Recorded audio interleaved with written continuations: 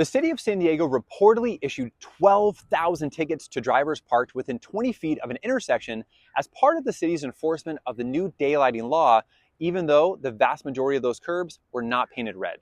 So what are the most common areas in San Diego to get a ticket for daylighting violations?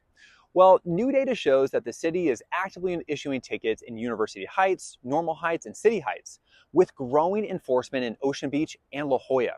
In Vista Del Mar, the small residential street 1 block east of Wind and Sea, is the #1 location for daylighting tickets with 64. Daylighting is the new statewide rule that prohibits parking within 20 feet of an intersection. The goal is to improve sightlines for vehicles and pedestrians to avoid collisions. But cities don't actually have to paint curbs red or even warn drivers before issuing tickets.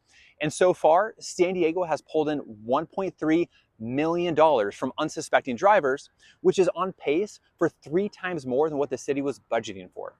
I'm Richard Bailey, former mayor of Coronado, and here's why you should care. The idea of daylighting certainly has some merit at some intersections. And although the law applies statewide, how cities choose to enforce it is up to them.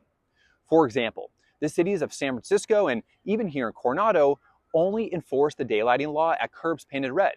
But San Diego issues tickets whether the curb is painted red or not. There are 16,000 intersections where this law applies in San Diego, and many of them are unmarked.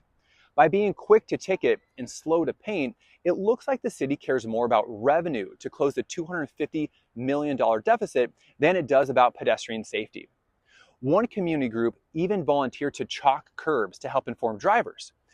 In response to the news, the city issued a statement that, quote, painting curbs in the right-of-way is against city code.